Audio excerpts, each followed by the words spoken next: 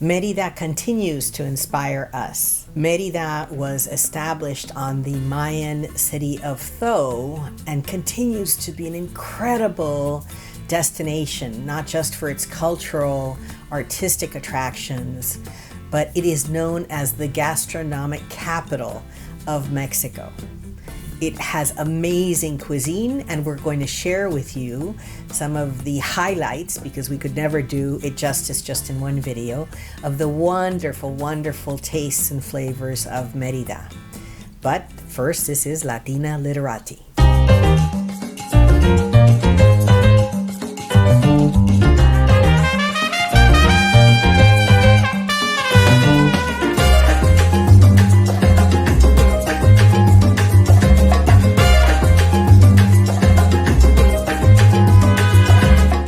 For thousands of years.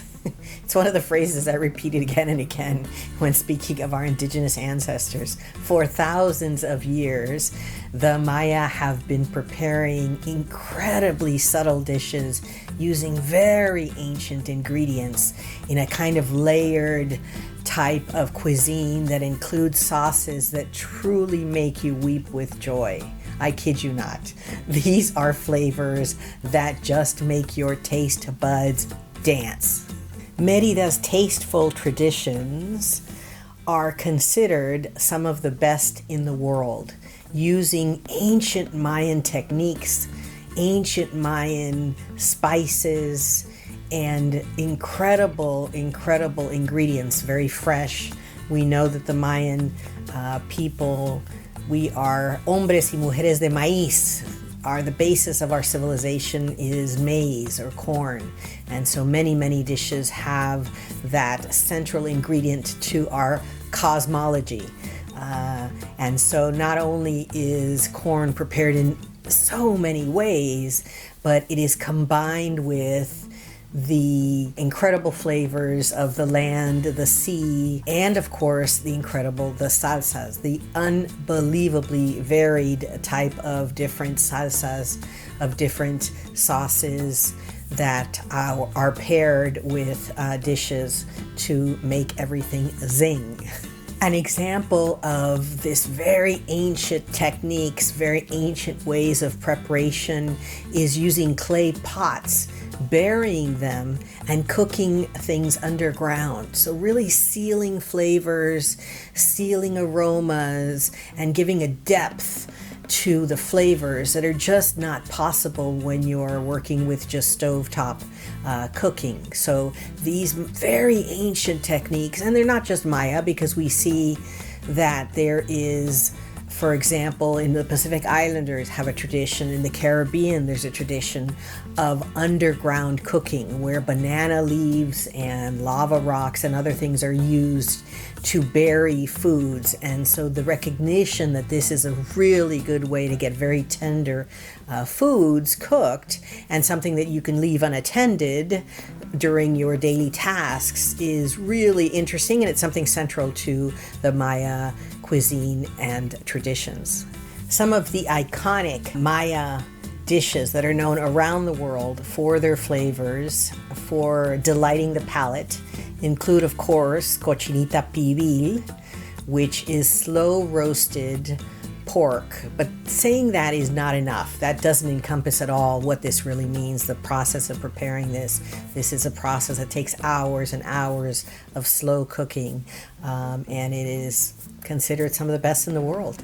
Another example are panuchos, which are kind of like tostadas, but amazingly made with all sorts of ingredients and sauce. And some say that's their answer to tacos. But again, very different flavor, very different presentation, and wonderful to eat. One of my favorites of the traditional dishes of the Maya cuisine is papazules, which are vegetable-filled flautas, kind of like flautas, but they are in a pumpkin seed sauce that it brings tears to your eyes. That's all I can say. It just brings tears to your eyes. It is so delicious. This sauce is just perfect on this dish called papazules. I ate it everywhere I could in Mérida because it was so good. So definitely recommend that one when you're in Mérida or have the opportunity to taste Mayan cuisine. I could go on because it seems like there is no end to the number of unique dishes that you could try, but I'm going to just give you a couple more. One is called queso relleno, and it's exactly what the name says. It's a ball of cheese filled with condiments and meat in a sauce, and again, it's just decadently good. There's some interesting soups too. Because of the warm weather, you wouldn't really expect a tradition of soups, but there's sopa de lima, sopa de chaya, again, really delicious, very light and very healthy foods for you to try. Okay, I promise I'm not going to continue just listing all these amazing dishes, but I am going to continue with just a couple more. So volcanes are fritters. So they're fried with delicious things, and anything fried is good, right? But these are really good volcanes. And the last that I'm going to mention is, of course, central to the Maya, the whole Mesoamerica civilization of the area, tamales. And there are so many different types of tamales, and I have a whole video on just tamales. You can check it out. But tamales in the Mayan tradition are usually wrapped in banana leaves, and there's so many different types. There's tamales that you can take on the road with you. There's tamales for special occasions. There's tamales that have recado or meat in them. There are tamales that have nothing, that they're just literally tamales de maíz. I mean, they have tamalitos de maíz, for me, are some of the most delicious because it's just so good. In any case, you can tell, love tamales. And tamales are central to the Mayan cuisine. So wherever you are, you have to try at least one type of tamal. You will not be the same. You will never be the same. Try the tamales. Number one tip. There really is such a rich variety, such an incredible diversity to all the dishes that you can try in the Mayan cuisine when you're visiting places like Mérida or Oaxaca. And you would be hard pressed to even try. You could literally not have the same thing with every single meal throughout your whole visit. That's how varied the dishes are, and just delicious in their ingredients, because of course most of them are locally sourced, and so they're very fresh, and some things are only served during certain times of the year when they're available locally. So in any case, really vast variety, and that's why it's considered some of the best cuisine in the world. It deserves it because it's so rich, so delicious. And of course, to accompany these amazing dishes, you have the traditional drinks of hibiscus tea, jamaica, tamarindo, tamarind juice, horchata, a drink made from rice, which is actually from Spain, but it's still considered traditional. It's very refreshing in the warm weather, unless you want to start in with the cervezas, because that's a whole other thing.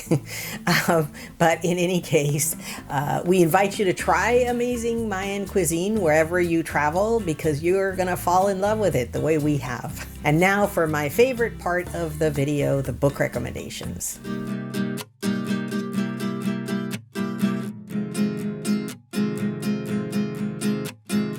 The first book I'm going to recommend, the 3 books have to do with Mexico. Mexico is very rich in so many traditions, especially literary ones, and inspiring others. So the first is The Power and the Glory by Graham Greene. Fascinating book because it talks about the time when Mexico is trying to rid itself of the church. Why? Because the church was the largest landowner. You'll recall that the invaders come in, they take over all the lands, and they give it to their allies, especially the church. And so Mexico's trying to shake that off and basically saying that the haciendas that belong to the church and the other properties had to be redistributed to the indigenous people from whom they were stolen. So The Power and the Glory by Graham Greene is a book that really sets you in the middle of that conflict and gives you a good a good view, from, again, obviously from a North American perspective, of what's going on and all of the players in that conflict. So highly recommend it if you haven't read it. As always, please check your libraries. Please check your local booksellers. They'll probably have these books, and we want to support our local libraries and local booksellers. And we always include links in the description box below in case you'd like to purchase new or used copies of these books from local independent booksellers online, because we want to support local and we want to support independent small businesses. The second book I'm going to recommend is called The Murmur of Bees by Sofia Segovia. What do you do when you find a baby with a cleft palate 100 years ago in the middle of the Mexican Revolution who is able to foretell events that are going to happen? Fascinating read. Again, the Mexican Revolution is pivotal to the history of this entire hemisphere, but specifically, obviously, to Mexico, and told from the eyes of a child and from this special child. It's pretty amazing. Fun, great, good book. Highly recommend it, and you'll enjoy it. You'll enjoy the read. The Murmur of Bees by Sofia Segovia. Read it. The third book is by a well-loved Mexican author, Juan Pablo Villalobos. It's called Quesadillas. And again, it's narrated from the perspective of a child. Social issues of the day, what's going on, how are people resolving the difficulties with which they live every day. Again, from the perspective of a child, which is always interesting, very different, the understanding of what the problem is and what the solution may be. And so if you can get into his wit and into his style of writing, I feel like he is one of the iconic Mexican writers that you should definitely enjoy, and recommend this book. So as always, thank you so much for joining us. This is a joint journey, and we would love you to subscribe to Latina Literati to let us know, what are you reading? I love when you tell me, oh, I'm reading this or I read that. I love to hear what it is that you, as members of this community, are reading. And what recommendations do you have? What would you like us to talk about? Because we do take recommendations seriously, and we have in the past prepared videos because you asked for them.